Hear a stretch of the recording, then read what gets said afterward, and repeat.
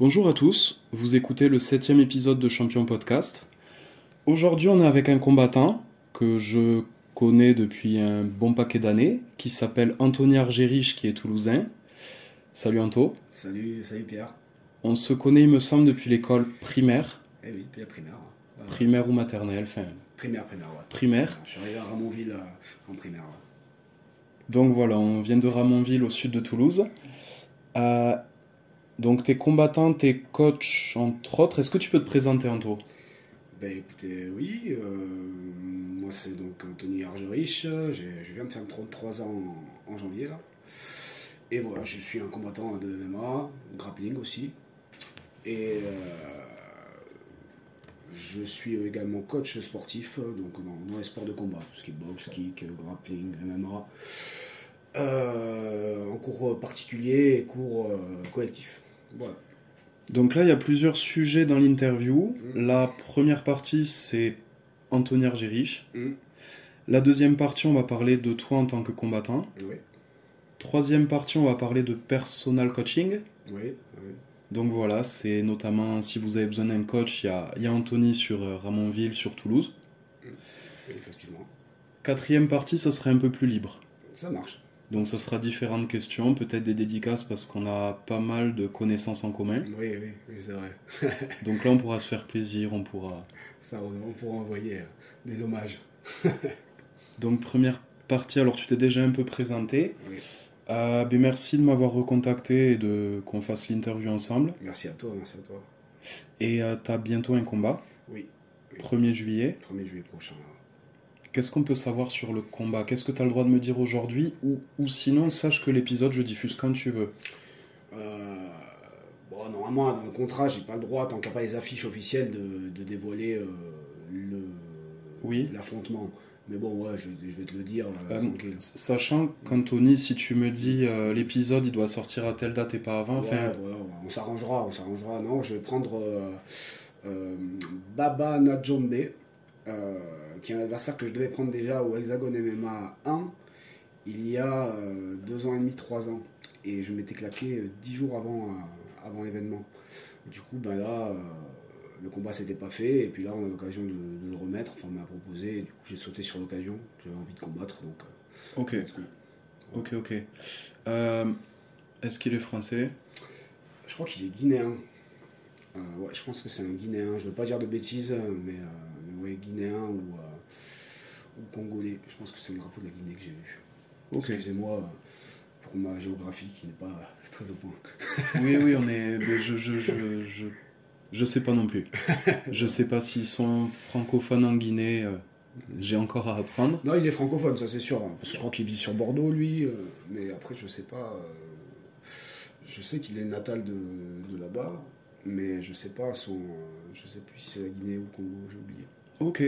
Et du coup, on va parler de ce combat-là, notamment en deuxième partie. Mais avant ça, on a un ami en commun qui s'appelle Julien, qui m'a dit qu'en école primaire, on s'était un peu bagarré. Moi, j'ai aucun souvenir de ça. Julien, quel Julien ? On a beaucoup de Coup d'air. Ah ouais, non, je me rappelle Apparemment. Donc je me souviens d'autres bagarres où ça se passait, c'était ni glorieux, ni... Enfin, j'ai pas eu de coup dur, on va dire, dans l'enfance comme ça, sur des bagarres. Et avec toi, je me souviens de rien, donc je trouve ça marrant. Et on a une autre connaissance commune quand j'en ai parlé à Fred, que j'ai dit, à l'époque, apparemment, je me suis battu avec Anthony Argerich, il te connaît. Il m'a dit, ne le teste pas, il est devenu fort. Enfin, en gros, il m'a dit quelque chose comme ça. Donc Fred, c'est un coach de Krav Maga, il a son club, je suis un de ses élèves. Tu le connais. Oui. Et j'ai trouvé ça marrant. Et il fait, voilà, vous vous connaissez, vous donniez tous les deux des cours... Au Toulouse Fight Club, que je salue, où je donne toujours des cours d'ailleurs. Voilà, qui est mon club de cœur, on va dire. Et moi, je suis dans un club concurrent. Oui. J'en suis désolé aujourd'hui, désolé. Je pense que pour les auditeurs, le plus important, c'est de s'entraîner. Il y a la place pour tout le monde, c'est ça, exactement. Il faut des clubs partout. Donc moi, je suis à TFT, Tactical Fight Team. Je pense que tu connais pas mal de monde là-bas. Oui, quasiment, presque tout le monde. Ouais. Tous les coachs Ouais, tous les coachs et tout. Ouais. Et je le vois sur Instagram, je le vois, les reposts, les... Oui. On se connaît tous, hein. C'est un petit milieu. Et les sports de combat, alors on pourra en parler, mais le but de ce podcast aussi, des fois, c'est de... Alors, j'aime bien la self-défense, j'aime bien les arts martiaux, j'ai du mal avec la lâcheté, j'ai du mal quand on voit un mec avec un couteau à Annecy qui s'en prend à des enfants. C'est terrible. Donc ça, c'est aussi un sujet qu'on pourra aborder tout à l'heure. Donc voilà, il y avait cette anecdote en école primaire, après on s'est suivi au collège, au lycée. J'ai déjà entendu parler dans la rue que quand il y avait des gens qui t'embêtaient, tu savais te défendre. Ouais, j'ai eu l'occasion de mettre mes compétences à l'épreuve. Je dis pas qu'il faut forcément en parler. Il y a Non, peut-être pas non. besoin, il y a peut-être pas besoin. Non, mais j'ai pas de problème avec ça. Bon, j'étais pas non plus... j'étais très bagarreur petit, plus jeune. Après, maintenant, beaucoup moins. Hein. Vraiment, bon, en ville, tu sais comment ça se passe. À Toulouse, en plus, moi, j'ai un groupe d'amis quand même, on aime bien faire la fête de temps en temps, donc voilà, les échauffourées, ça peut arriver. Ça m'arrivait plus quand même quand j'avais la vingtaine, hein. Maintenant... on se calme, on se calme. Moi, je sors. Par contre, je sors, j'ai toujours bonne ambiance avec moi. Moi, je sors vraiment pas pour me battre, je sors pour rigoler, pour passer des bons moments. Donc, si ça démarre, c'est pas de ma faute, quoi. Oui, voilà, c'est ça. Mais quand ça démarre, tes potes, peut-être qu'ils regardent, ah tiens, est-ce qu'Anto, il va donner un coup de pouce? Bah, peut-être, ouais, je pense. On a joué au rugby ensemble un peu. Ouais, exact. T'as été un peu au Stade Toulousain. Oui, c'est vrai. Qu'est-ce que tu peux nous dire rapidement sur le rugby, sur... Ah, c'est un super sport. Bah, moi, j'avais commencé par les arts martiaux, mais je viens d'une famille de rugbyman, moi. Donc, on m'a dirigé vers ça. Et bah, c'est un sport collectif de combat, quoi, tout simplement. Donc, je me suis retrouvé aussi là-dedans et j'ai beaucoup apprécié mes années au Stade Toulousain, ou toutes mes années de rugby. Je joue au Stade Toulousain, après je suis passé un peu par Castanet, au FCTT aussi. T'étais ailier? Ouais, j'étais ailier, centre, ouais. Ok, ailier, centre. ok. Et franchement, c'est des super années. Enfin, c'est vraiment... Il y a un esprit de camaraderie qu'on retrouve peut-être pas dans les sports de combat, qui sont quand même plus... même si je me suis fait de très grands amis dans les sports de combat, au rugby, on va dire, il y a beaucoup de bringues après, beaucoup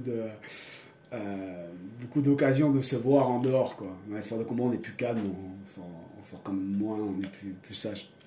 Voilà. C'est vrai qu'il y a des différences. J'ai un peu le même avis. C'est bien d'avoir vécu les deux.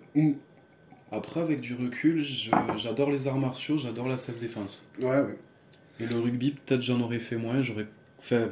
Enfin voilà, des fois on se dit si j'avais fait ci, si j'avais fait ça. On peut pas revenir en arrière. Mais moi c'est pareil. Alors je regrette absolument pas le rugby pour les potes que je me suis fait.